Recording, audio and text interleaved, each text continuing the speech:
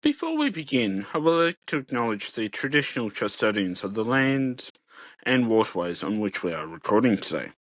The Wurundjeri, Wairung and Bunwurrung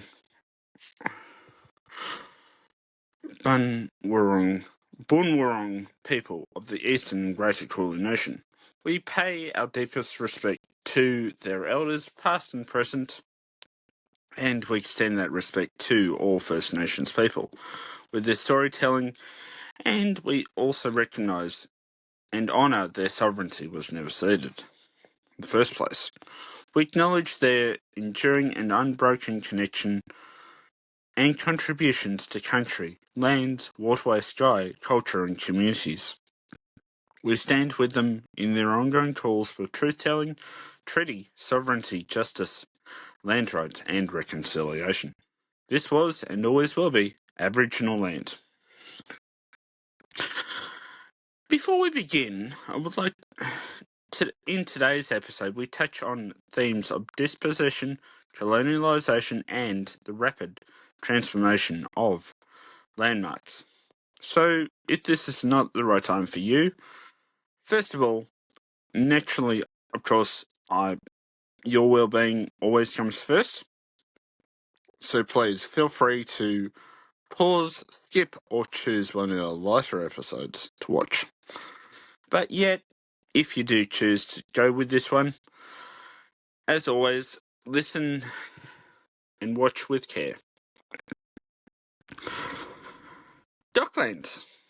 To some, it's Melbourne's builders' attempt at reinventing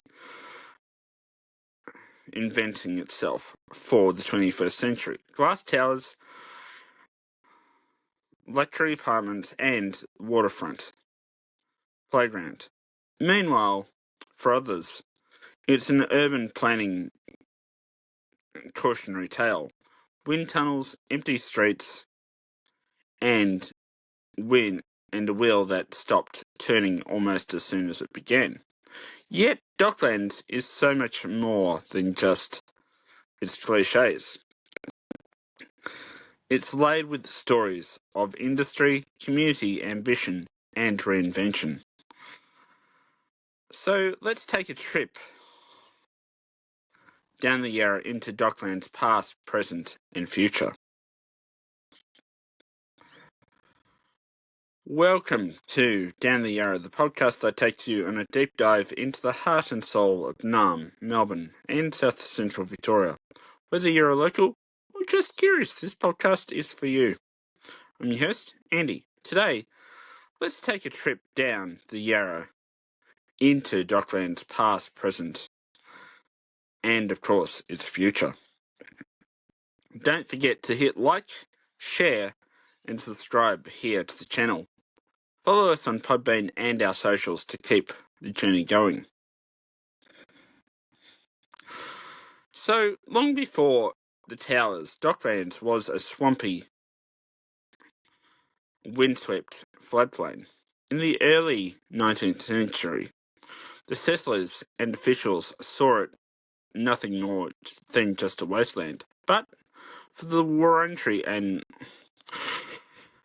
Bunwurrung people, it was anything but that.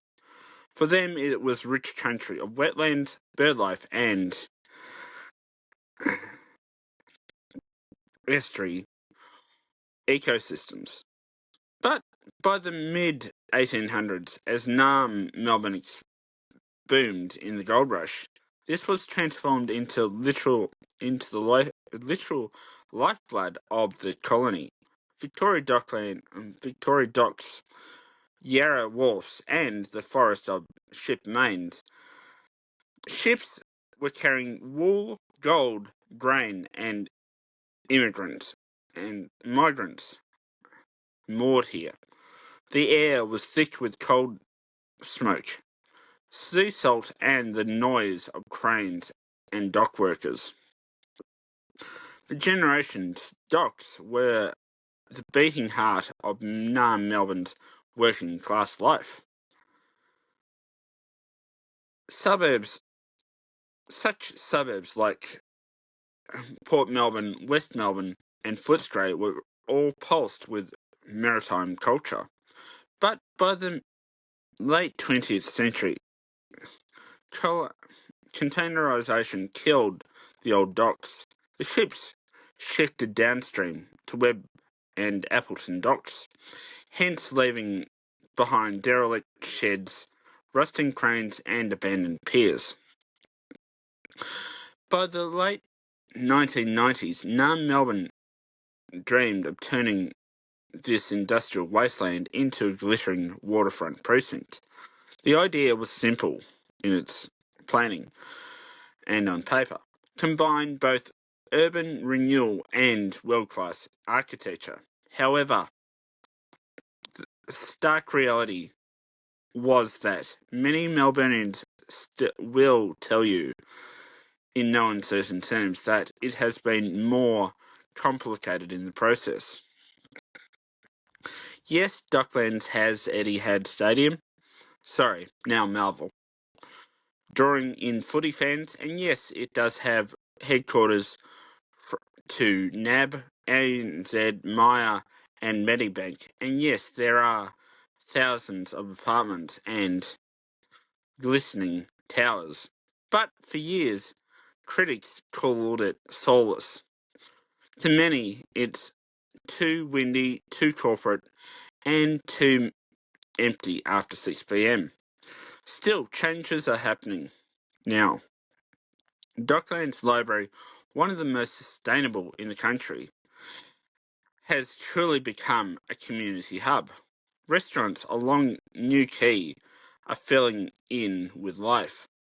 Festivals, night markets, and the Docklands Firelight Festival are slowly making it a destination. And then of course, there's the Melbourne Star.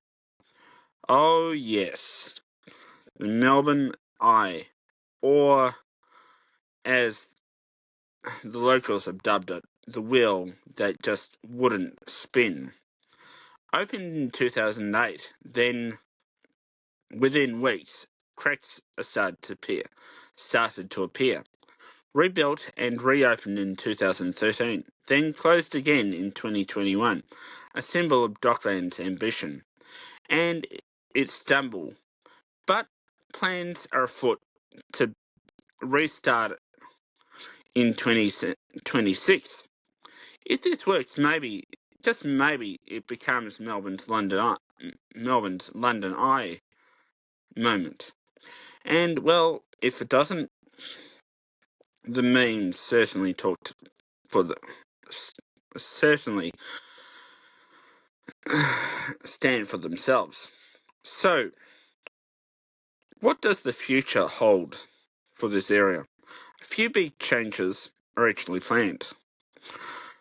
For example, in the far-flung future, new underground rail line linking Clifton Hill to Newport, Metro Tunnel 2, with major interchange next to the Southern Cross at Etihad, Marvel, that would finally sketch Docklands into the broader fabric of Melbourne's transport network. Docklands Park, Bull Park, and a planned linear parks along the waterfront could give Docklands the breathing space it often lacks. Another thing is community growth. So it's more families as more families move into the area. Schools and childcare are reshaping Docklands into a suburb, not just a corporate playground anymore. And of course, the Melbourne Star. Love it or hate it, the Melbourne Star comes back. When it comes back, could cement Docklands as a genuine tourist draw. The precinct is still writing its own story, and like the tides of the Birrarung, the Yarra itself, it's constantly shifting. If you want to see Docklands in its rawest form, I highly recommend checking out on YouTube James Shedrick, I hope I pronounced that right, video on Melbourne Docklands exploration. It's a deep dive into the precinct's architecture vibe and the ongoing evolution. The perfect companion to today's episode. And speaking of what's coming up next, don't miss our special episode on the Royal Melbourne show, from livestock parades to Dagwood dogs, roller coasters to wood chopping. We're diving into the history and the spectacle of Victoria's favourite animal fair. That's coming up right after this. Well, that's it for today's journey down the Yarra. So if you've enjoyed this trip from the past to the future of Melbourne's Docklands, then please like, comment, share and subscribe to our YouTube channel. Follow us on Podbean and socials for more. Well, till next time, I'm your host, Andy, and I'll see you somewhere down the Yarra.